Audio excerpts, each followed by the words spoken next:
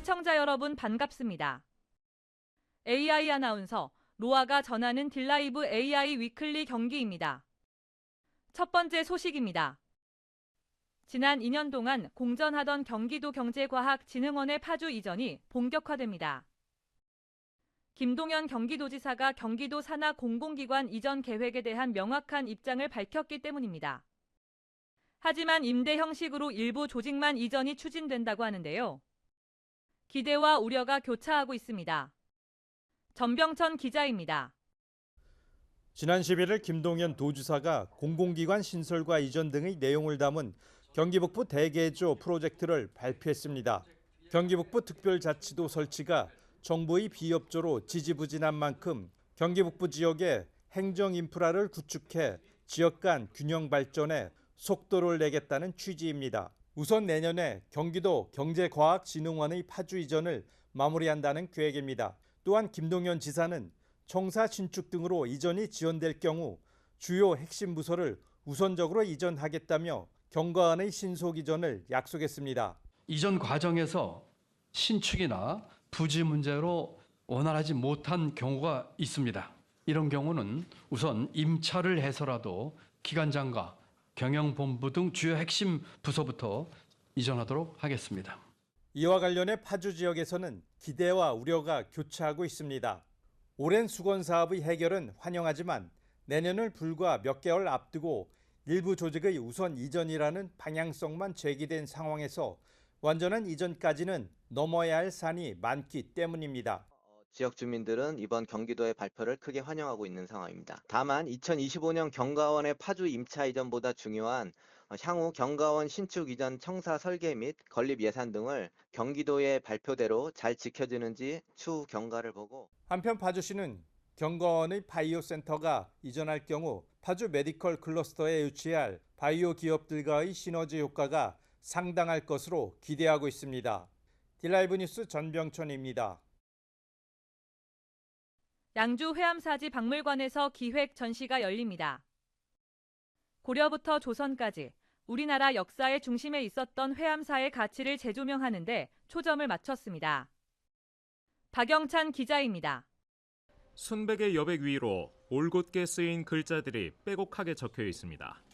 성리학자 이색이 262칸으로 이뤄진 회암사를 방문하고 받았던 감상을 기록한 목은집입니다. 양주 회암사지 박물관에서 대가람 회암사 기획 전시가 열렸습니다.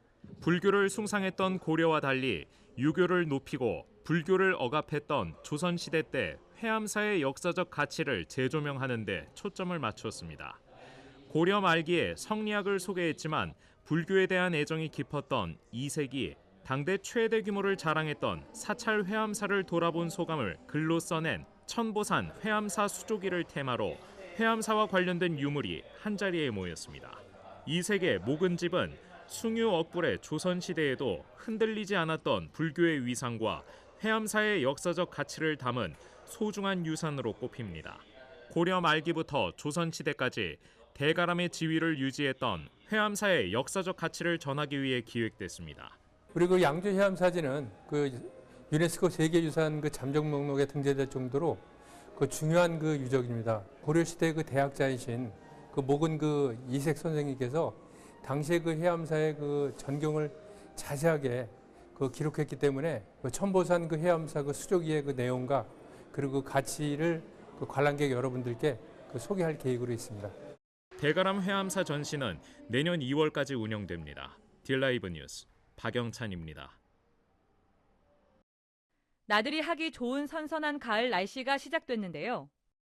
10월 고양시에서는 가을꽃과 거리 공연, 야경까지 즐길 수 있는 다채로운 축제가 이어집니다. 전진아 기자가 소개합니다. 일산 호수공원 일대가 10월 11일부터 3일간 대형 야외 공연장으로 변신합니다. 동화 같은 거리, 인투 더 스토리를 주제로 열리는 고양 호수예술축제입니다. 공중 구조물을 활용한 국내 최대 규모 공연에 시민들이 공연자로 참여하는 개막작 헬로 스트레인저를 시작으로 1000대의 드론이 만드는 화려한 불꽃 드론 쇼가 호수 위를 수놓을 예정입니다. 축제 기간에는 공식 초청작 7편을 포함한 150회 이상의 거리 공연이 펼쳐집니다. 축제 현장의 곳곳에서 숨어 있는 동화적인 요소들을 발견하실 수 있을 것이고요. 또 밤하늘을 수놓을 드론 쇼에서도 고양호수예술축제가 여러분께 들려드리는 아름다운 동화 속 이야기들을 느끼실 수 있을 것입니다. 공연과 함께 호수공원에 만개한 가을꽃도 즐길 수 있습니다. 무료로 개방되는 고양시 가을꽃 축제에선 꽃 전시관 앞과 주제광장에 국화와 코스모스, 백일홍이 피고 사진으로 추억을 남기기 좋은 포토존 규모를 늘렸습니다.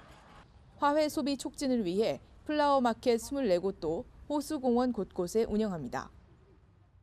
12가지 다양한 가을의 정취를 즐길 수 있는 액자행 100명 포토존이 조성되며 행사장 내 꼬마 기차, 미니 바이킹 등 온 가족 방문객을 위한 다양한 즐길거리도 운영됩니다. 국내 100대 야경 명소로 거듭난 행주산성은 행주산성 야간 개장 행사인 행주가 예술이야로 가을밤을 환하게 밝힙니다. 산성 곳곳을 비추는 조명과 행주 대첩비를 장식한 미디어 아트, MBTI 포토존이 볼거리를 선사하고 조선 신무기 만들기와 활쏘기, 목판 인쇄 등 역사 테마 체험과 산성음악회 등 공연이 관람객들을 기다립니다. 딜라이브 뉴스 전진아입니다. 의정부시 호원동에서 지난 25일 바둑 전용 경기장 착공식이 열렸습니다. 의정부시 호원동 403번지 12,000제곱미터 부지에 조성될 바둑 전용 경기장은 연면적 9,800여 제곱미터 규모로 지하 1층, 지상 4층에 걸쳐 바둑 전시관과 대국장, 다목적 강당, 방송국 등이 들어섭니다. 총 사업비 396억 원이 투입되며 2026년 8월 완공을 목표로 공사가 진행됩니다. 이 시간 준비한 소식은 여기까지입니다. 딜라이브 AI 위클리 경기를 마칩니다. 시청해주신 여러분 고맙습니다.